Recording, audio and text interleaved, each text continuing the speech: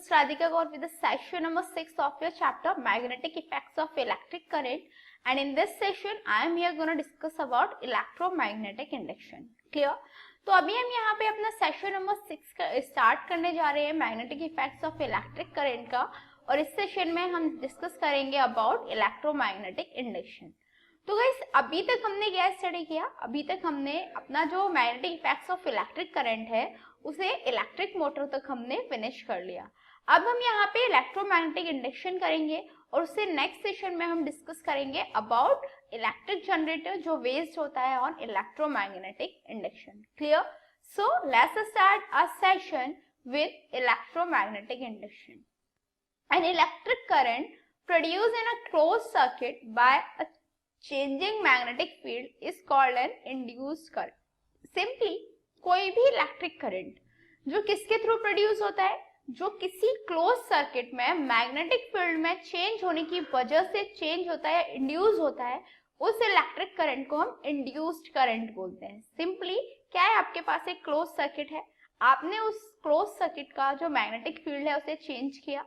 Magnetic field change होने की वजह से वहां पे कोई करंट जो है वो प्रोड्यूस हो जाता है, वही इलेक्ट्रिक करंट जो है इंड्यूस करंट कहलाता है. Clear? That an electric current produced in a close circuit by a changing in magnetic field is called an induced current. The phenomenon is called electromagnetic induction. That is, ये जो phenomenon होता है जिसके through हम किसी भी close circuit में electric current produce करा सकते हैं उसके मैग्नेटिक फील्ड में चेंज करने की वजह से, ये जो फिनोमिनन है, ये जो प्रोसेस है, इसी को हम इलेक्ट्रोमैग्नेटिक इंडक्शन बोल सकते हैं. Clear? The phenomenon of producing electric current in a close circuit by changing the magnetic field is called electromagnetic induction. Is that clear to you? जो फ्लेमिंग का राइट हैंड रूल है वो electromagnetic induction में काफी role play करता है. क्यों? Because the direction of induced current in a straight conductor is given by Fleming's right hand rule. क्योंकि जो इंड्यूस करंट होता है उसकी जो डायरेक्शन होती है किसी भी स्ट्रेट कंडक्टर में वो फ्लेमिंग्स के राइट हैंड रूल के थ्रू ही दी जाती है. Clear? That the direction of induce current in a straight conductor is given by Fleming's right hand rule. It states that if the forefinger, middle finger and the thumb of the right hand are stretched at right angles to each other, the forefinger in the direction of feet and the thumb in the direction of the motion of wire, then the current in the wire is in the direction of middle finger. Simple सी चीज है, यदि हम four finger को, middle finger को और जो हमारा thumb है राइट हैंड का, thumb four finger middle finger को स्ट्रेच करते हैं एक दूसरे के राइट एंगल पे. क्लियर? तो जो फोर फिंगर होगी यदि वो हमारी फील्ड की डायरेक्शन को शो कर रही है, क्लियर, जो हमारा थंब है वो मोशन जो है वायर का उसको शो कर रहा है, तो जो करंट होगा वायर में वो मिडिल फिंगर की डायरेक्शन में प्रोड्यूस होगा. क्लियर? सिंपल सी बात है that if the forefinger, middle finger and thumb of the right hand are stretched at right angles to each other with the forefinger in the direction of the field and the thumb in the direction of the motion of wire, then the current in the wire is in the direction of the middle finger. Is that clear? जो current होगा wire में वो किस direction में होगा? Middle finger की direction में होगा. Is that clear to you? आप इसको यहाँ से भी समझ सकते हो. ये आपका राइट हैंड है, ये आपका यदि मूवमेंट है कंडक्टर का, ये मैग्नेटिक फील्ड है, तो इंड्यूस करंट क्या होगा? जो इंड्यूस करंट होगा वो जो हमारी मिडिल फिंगर है उसकी डायरेक्शन में रहेगा. Is that clear to you? और ये आप देख सकते हो हमने 90 डिग्री के एंगल पे परपेंडिकुलरली एक दूसरे को स्ट्रेच इन्हें किया हुआ है. दैट इज मोशन यदि इस डायरेक्शन में तो फील्ड ऐसे होगा और इंड्यूस करंट इस डायरेक्शन में होगा. यही हमारा फ्लेमिंग्स का राइट हैंड रूल स्टेट करता है. तो समझ में आपको फ्लेमिंग्स का राइट हैंड रूल क्या होता है. Now the thing is that ways to induce the current in a circuit. किसी भी सर्किट में हम किन वेज के थ्रू करंट को इंड्यूस करा सकते हैं. तो सिंपली किसी भी सर्किट में हम दो वेज के थ्रू करंट को इंड्यूस करा सकते हैं. First by moving a coil in the magnetic field and second in a stationary coil. दो वेज में कराते हैं और दो चीजों में कराते हैं. एक बार हम क्या करते हैं, जो हमारा कोई भी मूविंग कॉइल है, ठीक है, वहां पे जो मैग्नेटिक फील्ड है, क्लियर, वहां पे दैट इज मैग्नेटिक फील्ड को मूविंग कॉइल के पास लेके आते हैं, और सेकंड एक स्टेशनरी कॉइल में भी हम मैग्नेटिक फील्ड को इंड्यूस कर सकते हैं, बट वो कैसे होता है ये हम अभी यहाँ पे डिस्कस कर लेते हैं। So the thing is that bye moving a coil in magnetic field, किसी भी कॉइल को मैग्नेटिक फील्ड में मूव करके हम उसमें मैग्नेटिक फील्ड को प्रोड्यूस कर सकते हैं। Actually current can be induced in a coil either by moving it in a magnetic field or by changing the magnetic field around it. किसी भी कॉइल में हम इजीली करंट को इंड्यूस कर सकते हैं, या तो हम उस कॉइल को मैग्नेटिक फील्ड में मूव कराएं या फिर उसके अराउंड जो मैग्नेटिक फील्ड प्रेजेंट है उसमें हम चेंजिंग कर दें। Clear that current can be induced in a coil either by moving it in a magnetic field or by changing the magnetic field around it. In most situations, it is convenient to move coil in a magnetic field. ज्यादातर situations में convenient यही रहता है कि हम क्या करें, जो कॉयल है उससे मैग्नेटिक फील्ड में मूव कराएं। And the induced current is found to be maximum when the direction of motion of the coil is at right angle to the magnetic field. जो इंड्यूस करंट होगा उसकी जो quantity होगी, that is उसका जो number होगा, वो maximum कब होगा, when the direction of motion of the coil is at right angle to the magnetic field. जब जो डायरेक्शन है कॉइल के मोशन की वो मैग्नेटिक फील्ड के राइट एंगल पे हो।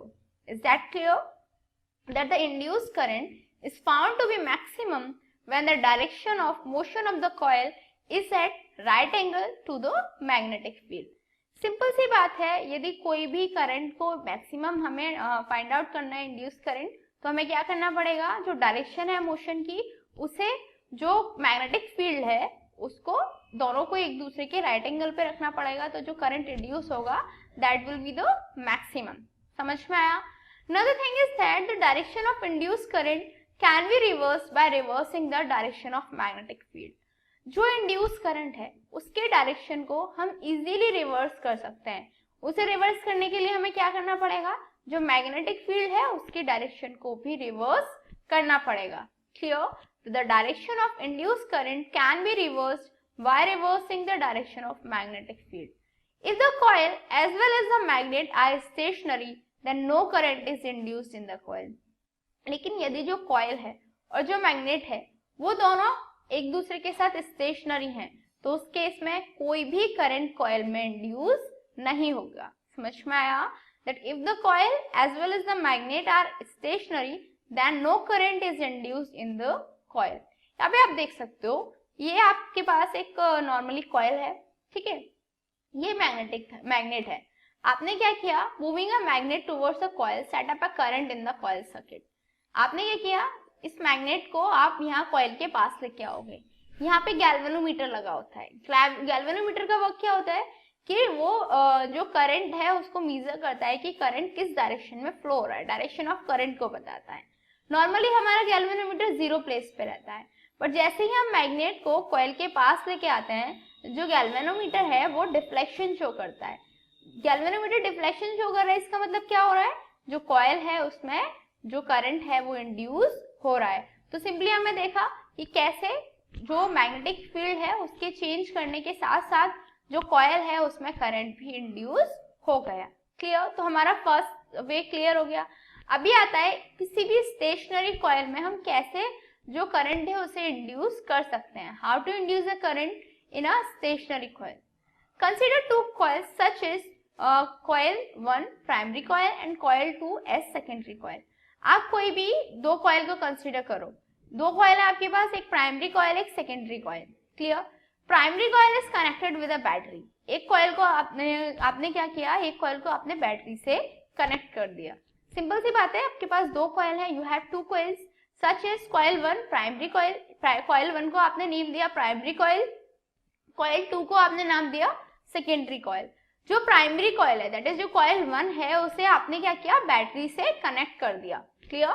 That primary coil is connected with a battery. When the current in primary coil is switched on, then it takes a little time to rise from 0 to maximum value, that is current in the primary coil changes. Simply जैसे ही हम primary coil में जो current है उसे switch on करेंगे तो क्या होगा, थोड़ा सा टाइम लगेगा बट जो करंट होगा वो 0 टू मैक्सिमम वैल्यू रीच हो जाएगा। दैट इज जो प्राइमरी कॉइल है उसमें करंट चेंज हो जाएगा।